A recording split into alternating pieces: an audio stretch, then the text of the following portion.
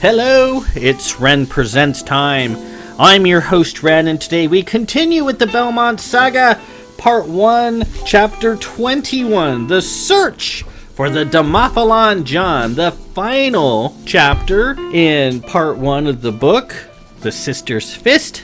Then we will move on to Part 2, The Woman in Gray. That sounds exciting. Last week, Paymaster Stenstrom confronts the inhuman monstrosity that is Innocent Drury, and we discover that he is a freaking deacon rootin' tootin' poopy doopy robot, or Mekon as I call them. How a scalawag, a scabrous dude like Innocent Drury and his brothers all ended up in robot bodies has yet to be fully described, but don't worry, we will get to that, as once again, I forget nothing, so that will be covered later on. It's like, what the hell are these creepy dudes doing programmed into these really advanced robotic bodies? And there is a specific reasoning for it. Of course, there's reasons for everything. I'm not Zack Snyder. I just don't make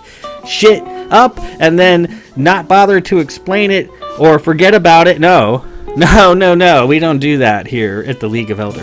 Anyways, Paymaster Stenstrom, after a horrific battle, kills or destroys Innocent Drury, and then Innocent tells them that this shit is now personal and you'll be seeing me and my brothers again. And then he broadcasts some sort of data and then goes dead. That is where we ended up. This chapter, we conclude Part 1. We begin the search, as the title very descriptive. We begin the search for the lost Demophalon John, for Lieutenant Gwendolyn, Morgan Jeterix, and the crew, to see what happened to them, see if they can be fetched or retrieved from whatever hell they've been led to. Innocent Drury and his brothers keep talking about the Cronins, how the Cronins are going to have their fun with Lieutenant Gwendolyn. So that doesn't sound good, whatever those might happen to be. So let's proceed immediately. This isn't a very long chapter. If we get through it fast enough, we could probably move on to the first chapter of The Woman in Gray. I love that part of the book. Very revealing. We take a step back from the protagonist and focus on the point of view of the antagonist and see what brought her to where she is, why she's rotten. I never have villains who are just rotten for no good reason, and there's reasonings for everything, and there's differing points of view, and to the point of view of the villain, they probably don't consider themselves a villain. Very interesting how your perspective really shades the mood and the pitch and the temper of any story, and how those tempers can change with just a slightly different point of view. Anyways, let's proceed immediately. Part 1, Chapter 21, The Search for the Demophalon John.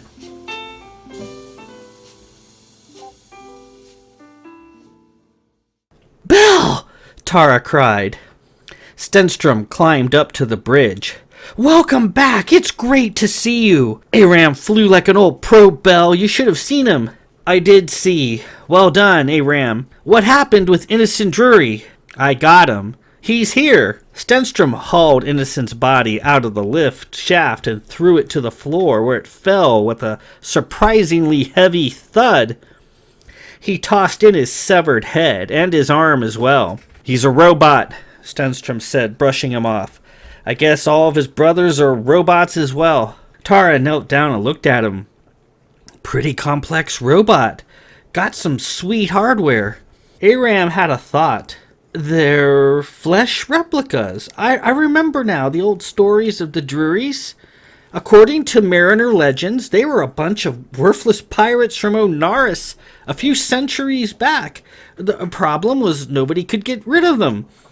Sink them, kill them, and they came right back to rob and pillage again. Drury's belt right outside the window there was named after them. Quite an annoying lot. Actually, always preying on the weak and the helpless. Always appearing when things are most favorable to them, and then vanishing when things get hot. They operated out of a place called the Swarm, if I recall. Stenstrom pulled Innocent's flesh apart, revealing the tightly packed green metallic innards. He reached in and pried several of the green squares away from the core. They were dug in, surprisingly snug. He's mostly made up of these things, like a bunch of little robots working together to form a large robot. They sort of move around in a chaotic fashion, riding on top each other. I was reminded of a beehive, an organized cluster of many individuals working together under a collective mind. Tara took several of the green robots and gazed at them. Well, that would actually be a mecon, a mechanical construct. A bunch of little robots working together to form a big one. This is an elegant little design. Stenstrom pulled the covering of flesh away, revealing his circular stomach cavity. Tara covered her nose. Wow, that stinks. Oh, it's like smelling a bucket full of guts. Holding her nose, she took a few more squares out and examined them. The two squares in her hand suddenly formed together and started moving on their own. Perplexed, she watched the squares struggle, adding on two more squares until the mass began undulating like a worm. Tara pulled the squares apart and they died.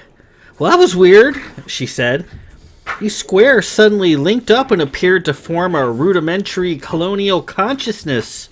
Kinda cool. Aram was concerned. If we refer again to the legend of the Druries, then, we can expect to have not seen the last of any of them. The Druries always came back. That was the hallmark of their legend. Innocent Drury did mention that he was eternal before he signed off. I also recall he made a furtive sound before he died, as if he were broadcasting a blizzard of data.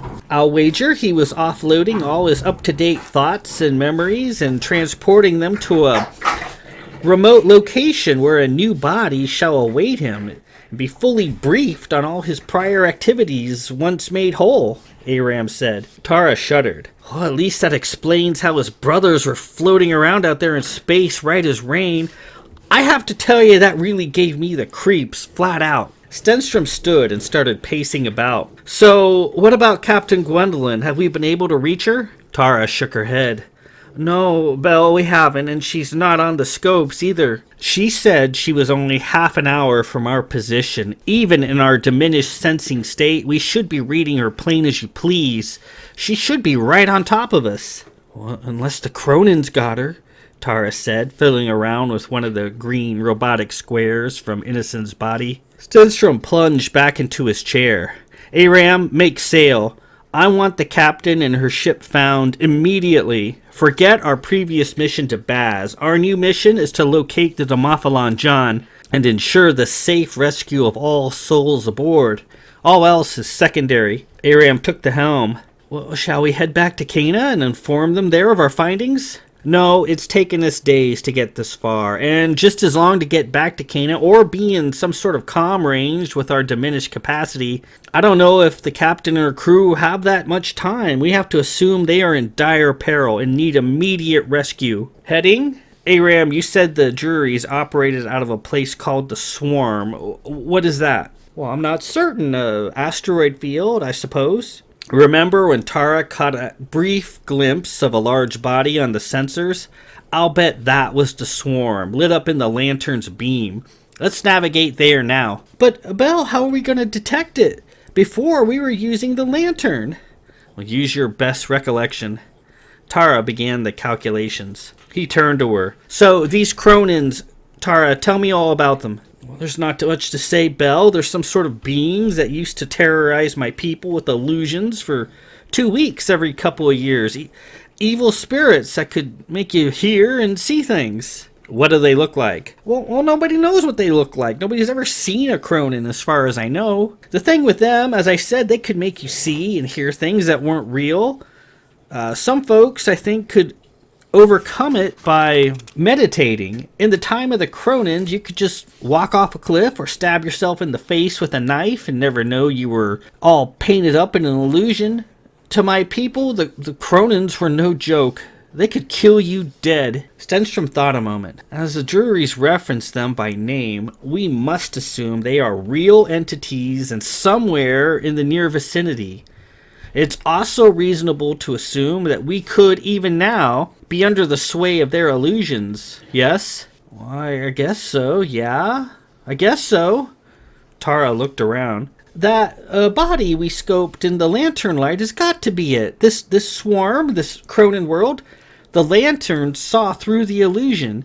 Even though we can't see it now, we know it's there. It's also safe to assume that they have been using illusions to hide their presence from the fleet to this point, Aram said. Agreed. Chance Drury said something about toying with Captain Gwendolyn and her crew before eating them. Perhaps these creatures somehow derive sustenance from the fear and the confusion their illusions create. They may, even now, be feeding on Captain Gwendolyn and her crew by locking them into some sort of squalid diorama and allowing it to play out. Though it might sound morbid, such a situation might buy us a bit of time to sort this out and effect a rescue. True, Aram said. Tara, you said this time of the Cronins used to happen a lot, but is no longer an issue? Yeah, it's just a holiday now. It's just an excuse to drink Samuda and stay home, which is always popular on Bazz. Tara, hasn't the League or the Sisters investigated this phenomena to any degree? I don't know. They think we're crazy on Bazz all the time. Tara was ready with her calculations. Aram, go 9 pegs, hard a larboard, Z plus 22. That'll send us right where I saw the contact. You know, if I think on it, there's an old story about Darius Jones, the sister's it guy from Bazz, right? According to the story, he took a long journey across Bazz with Princess Gallia, following a guiding star to a place of shallow seas and many moons. There, as the story goes, he fought the Cronins, and that was that. Haven't heard much about them since. It's Jones 1, Cronin 0. Huh, Stenstrom said. I wonder if we can interpret Jones's journey as not one across the seas of Bazz, but across the heavens, and maybe where he ended up was a world of shallow seas. Well, how do you make that leap? Tara asked. Well, it stands to reason that if Bazz was terrorized by some sort of entity that only manifested itself at a regular interval, then it follows that the entity in question could be celestial in origin, as Bazz's orbital positioning might have been critical in dictating when such an entity would have sway over the planet. Aram spoke up. I tend to agree, as there are no significant celestial bodies between Cana, Onaris, and Bazz. It would follow that these Cronins could be located on something small with a highly irregular orbit, such as a comet or an asteroid. Such an irregular orbit would account for how the Cronins once could affect the people of Bazz and now cannot. But one thing, we don't have the damn lantern anymore, Tara said. How are we going to detect it? We could fly right past it and not know a thing. Stenstrom sat there and had a thought. Innocent Drury. Well, what about him? Tara asked. He and his brothers seem to be in cahoots with the Cronins. That they feed them, provide them with prey. Okay?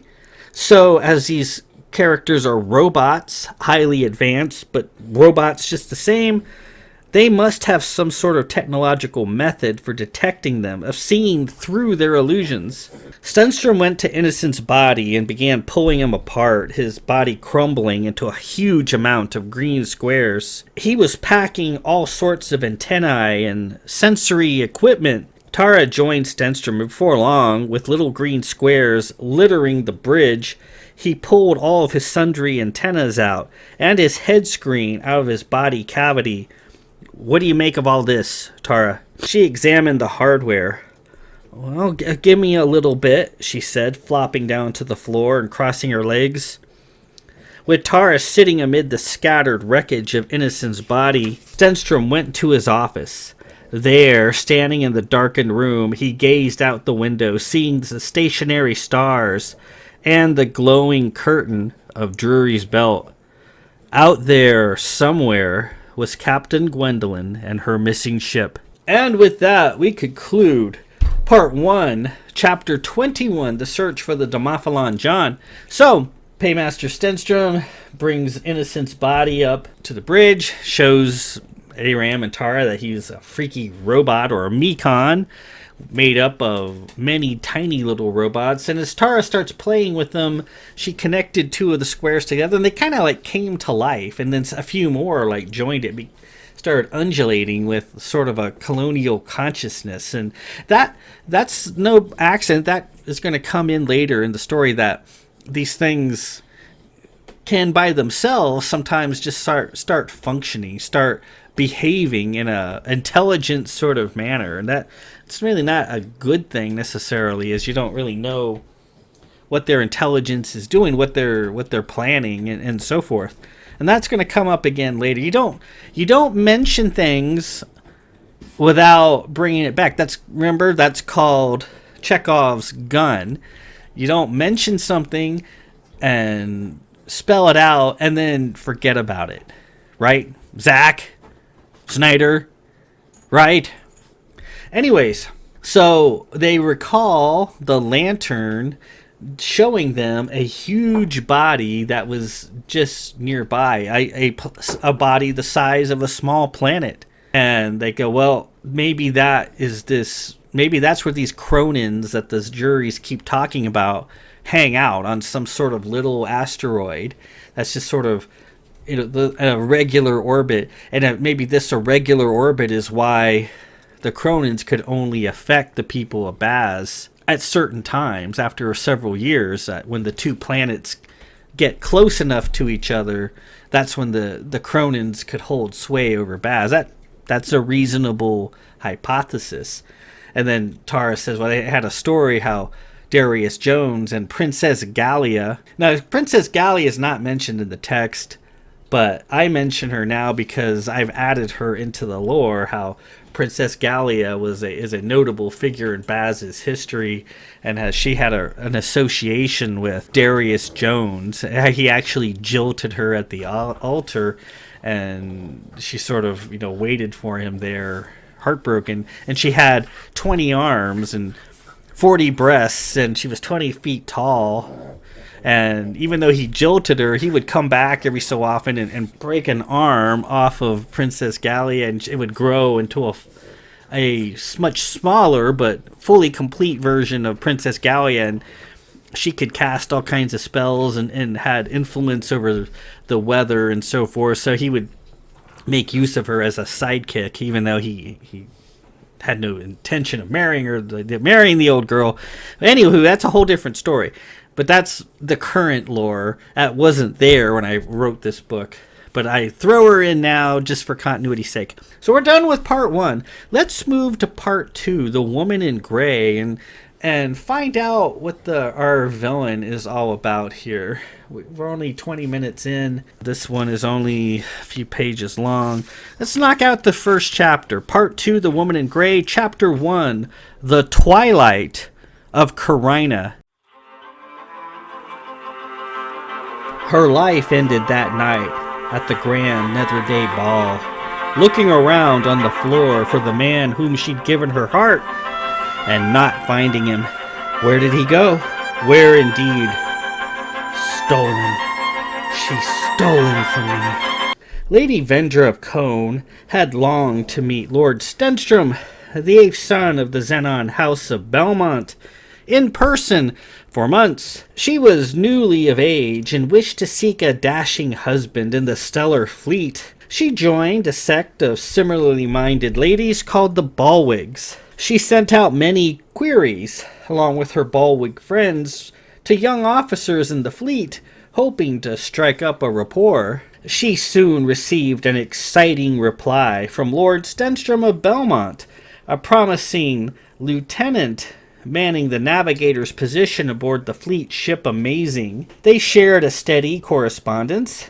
His letters were full of tales of excitement and grand adventure as he sailed the stars. His letters to her were things she came to cherish, and she waited anxiously each day to see if one might arrive. Thinking him something special, she followed the old Remnaf tradition of no vids or live comms. If he wanted to see her, it must be in person. If he wanted to speak to her, it must be longhand with pen and paper. How happy she was when she convinced him to come to the grand Nether Day Ball in Jakarta, held at the fabulous St. Galah's Vale Ballroom. Most of her ballroom friends would be there, with their respective catches.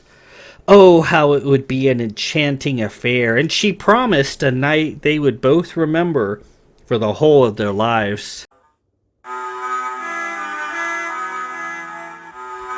It certainly was that, as she stood there alone on the ballroom floor, looking for her man, whom the silver-haired strumpet and ballwood renegade, Lady Jubilee of Tyrol, had just stolen off the floor. She lived in a mental cloud of her own making for years after that. She went to the sisters enraged. "I declare Weirgild. I want revenge." The sisters reviewed her petition. "Their Marines, we see you have set Weirgild upon the entire House of Belmont South Tyrol. We cannot allow that. You may have Weirgild upon Lady Jubilee of Belmont South Tyrol, and that is all. I want to kill them all. You may not." And she left Valemhelm, her tail between her legs. She was frightened of the sisters. She could not go against the sisters.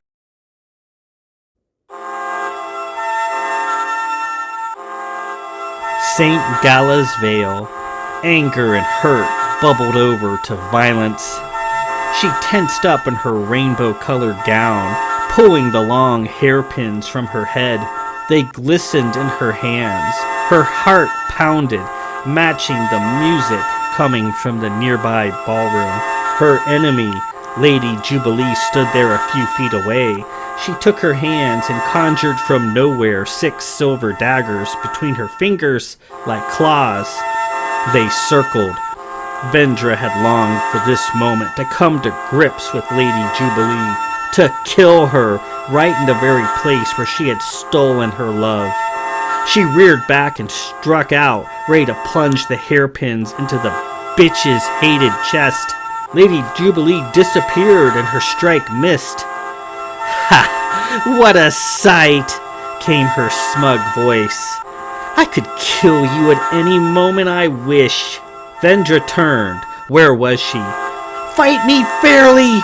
she cried, brandishing her hairpins. "A fair? There's nothing fair about this, is there?" She felt a foot roughly kick her in the rear, and she fell, dropping her hairpins. "This is ridiculous," Jubilee said again from the shadows. "This isn't a fight. This isn't Weirgild. This is murder. I suggest you pick yourself up, move on, and find a man in some other pasture. Otherwise, the next time we meet, I will kill you." Her hands, skinned after the fall, stung. She slowly stood. Jubilee's voice was taunting and chiding. "To think that you could hurt me with your little Weirgild and your little hairpins. How pathetic! How pathetic." The open letter sat there on the bed. She'd read it many times. He had written this letter. He had touched it. Stenstrom. She wanted to hate him like she hated Lady Jubilee, but she couldn't. She savored the words on the paper, touched them with the pads of her fingers. She tried to find hidden meaning in the words, some encrypted message, but there appeared to be none. In the letter, he apologized for what had happened at the ball, that it was all his fault. He said he was sorry, that he wished her feel no pain, no harm, but that his heart was lost to Lady Jubilee. He said it was quite beyond his control. "It's not your fault, my love. She did it. She put a spell on you." Lady Vendra stood, gazing at herself in the mirror, nude, her closet full of colorful cone gowns, all thrown aside. She looked at her thin body, at her unskilled hands. She looked at her gaunt face, unable to smile. "How pathetic," came Jubilee's voice time and time again. She turned to her clothing and threw the beautiful gowns out the window. She saved one garment, an ugly gray dress that she'd never worn before, put it on, and then threw herself out the window too, falling several stories to the grounds below. Her gown spread out like colorful, fluttering tissue paper all around her.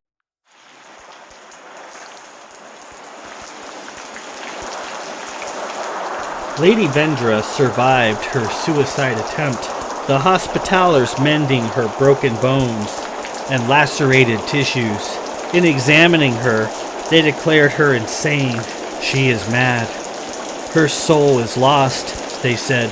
She fell in love with the man and lost her mind, her mother said in the darkness. Such things happen, the Hospitaller said. Not knowing what to do, her House of Cones sent her off to dark, remote Carina 7 to live out her days in a convent of stone for troubled women. The madness festering within her was a scandal and needed to be kept quiet. A remote, seldom-traveled world out the social eye was an ideal place to keep her. Carina 7 was far off and rather disassociated with the League society.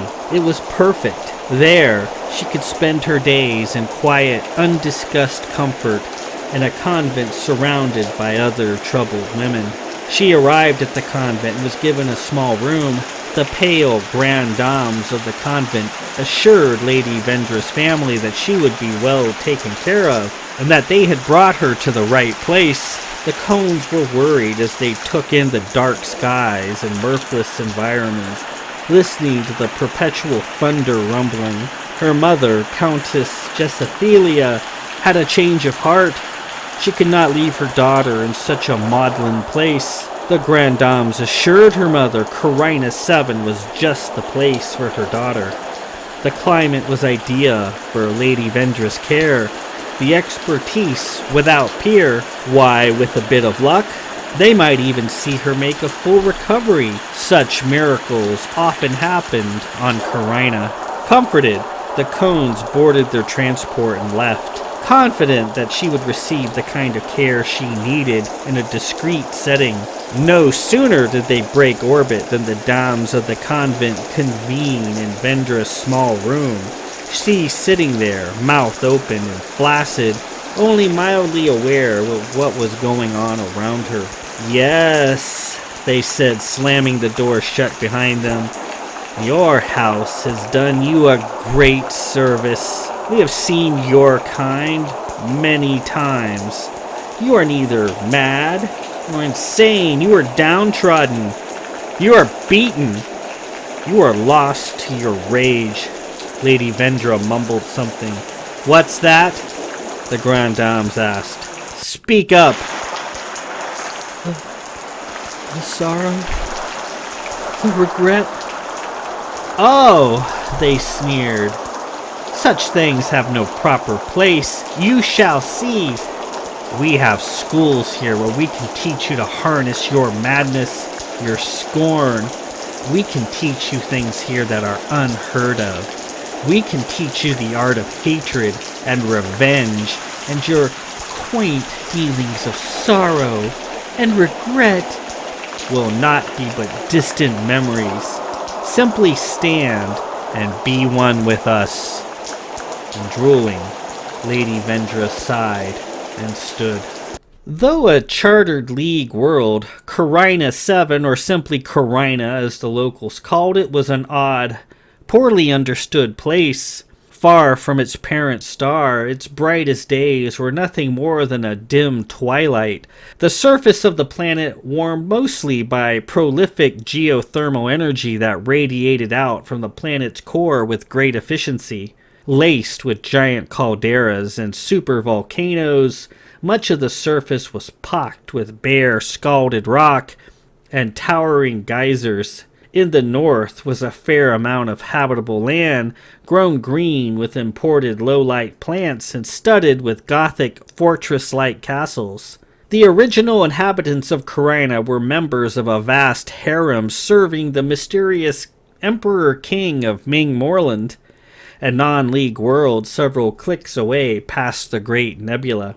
Forgotten on the dark world of geysers and imported plants, the harem grew and was left lonely. When they were called upon by the Emperor King, he abused them, sometimes torturing and killing them in droves, making them fight to the death for his amusement. He also used Carina as a place of reward for warriors in his service who pleased him. The warriors could go to Carina and do there anything they wanted. Anything.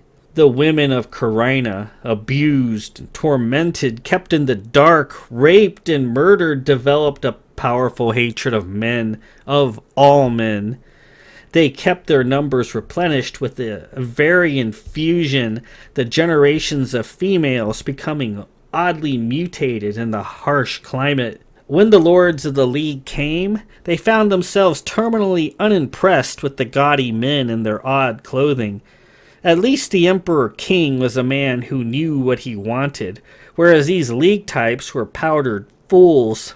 Standing side by side with the League men were the Sisterhood of Light, a powerful matriarchal organization whom the Carinan women found themselves greatly admiring. As they listened to the lords and envied the sisters, they found the League had a fair amount to offer, and they craved the protection and technology the League promised.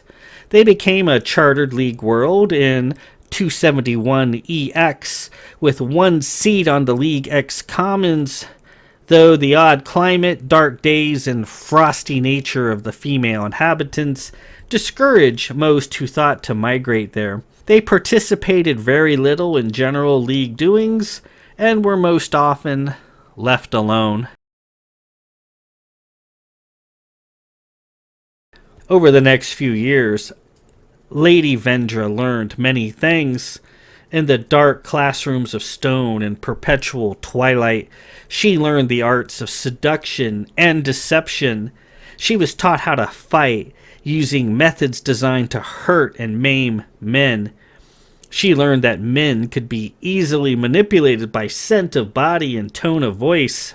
Occasionally, bands of snatched rogues and other disreputables unlikely to be missed were brought to her, and Vendra was free to practice her newly learned skills upon these doomed men. She felt something of a grim rush of pleasure as the men easily died before her. She learned that men could just as easily be enslaved.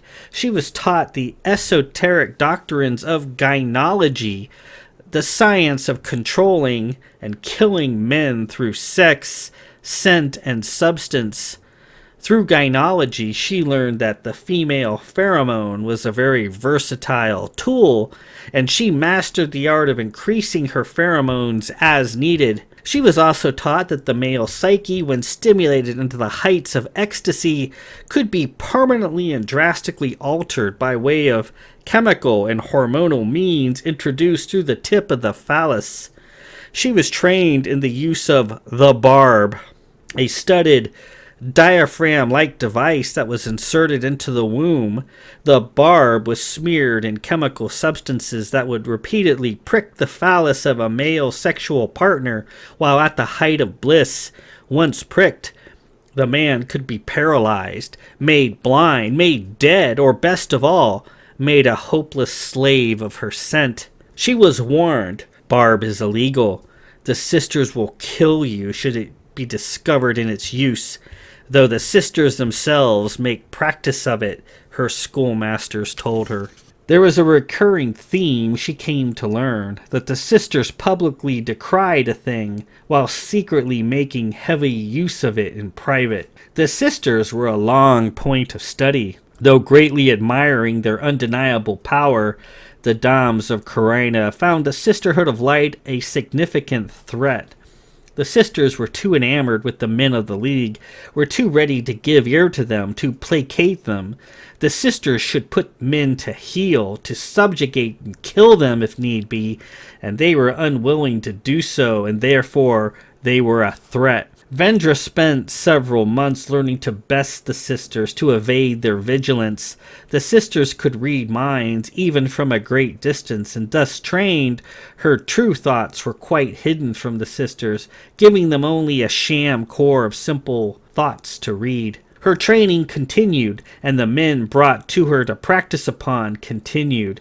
She was a model student, a master gynologist in the making. And with that, we conclude Part 2, Chapter 1, The Twilight of Carina. So, we see how things progressed from Lady Vendra of Cone's point of view. We knew all these things that had been discussed earlier, that after Lady Jubilee stole Stenstrom the Older, not our Stenstrom, but his father, Stenstrom the Older, from the ballroom at St. Gala's Vale, Vendra was heartbroken and went sort of mad with grief, with her heartbrokenness. She declared Weirgild to the sisters that she wanted revenge against not only Lady Jubilee, but the entire house of Belmont South Tyrol, which was brand new. They had just gotten married.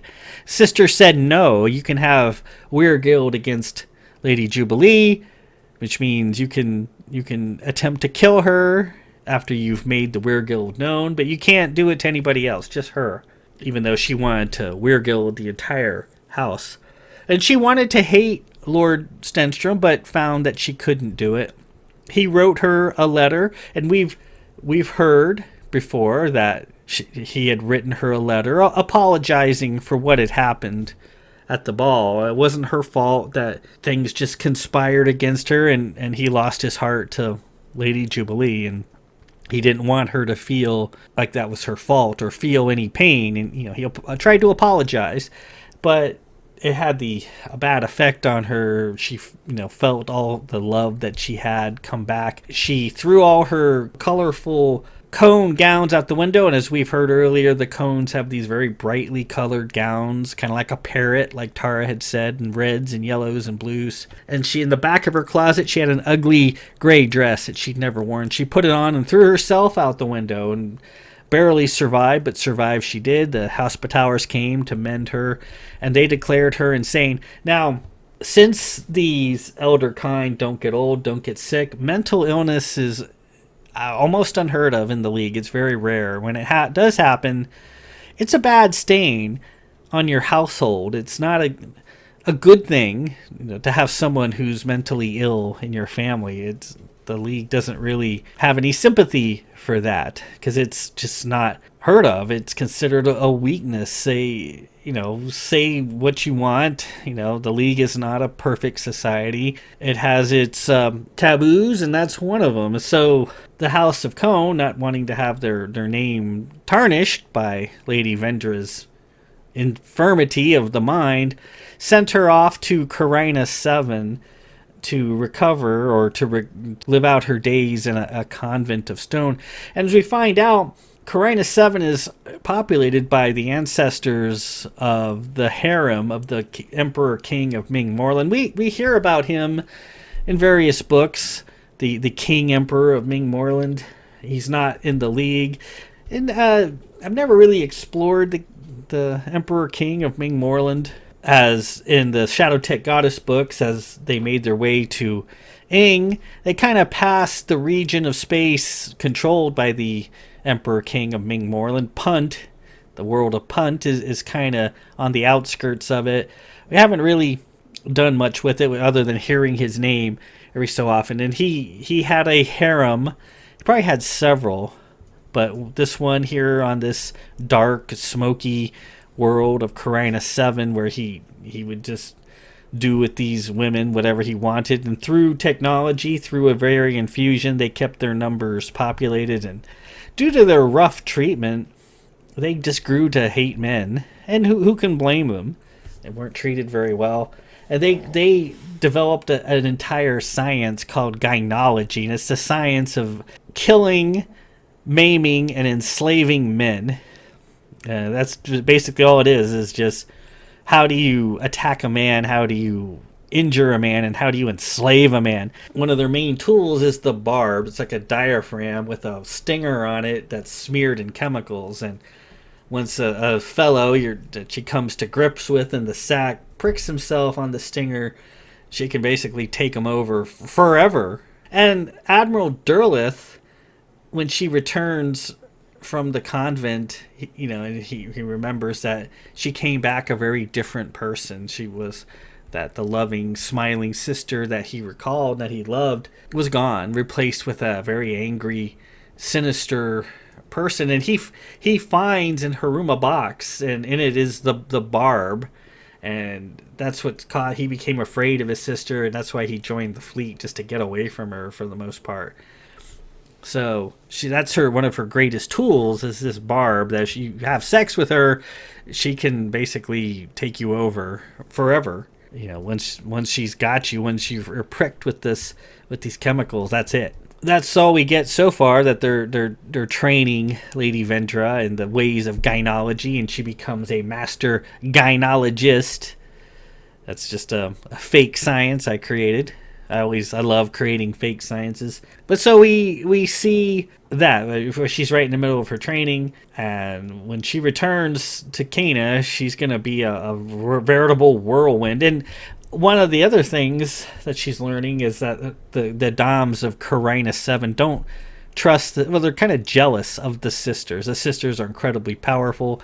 The Carina 7 ladies like powerful women. They don't like the fact that the sisters are amenable and work with the men of the League.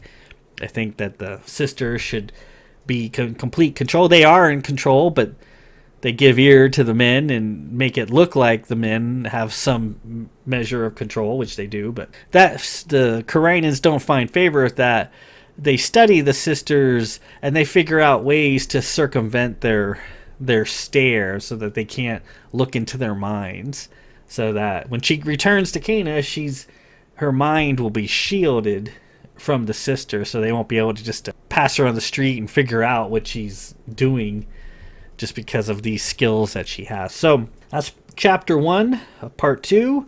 Chapter 2 we'll get to next week, and that is called The Tenets of Revenge. And we get a little more of her training on Carina 7, and then she will be unleashed upon Cana to do her dastardly deeds. This is not a very long part of the book. It's only, how many chapters is it? About 7 or 8 chapters, and then that's done. And then we'll move on to the final chapter of the book, which is called The Pilgrims of Marion. So then, until next week, this is Ren Presents. I am your host, Ren. Peace out.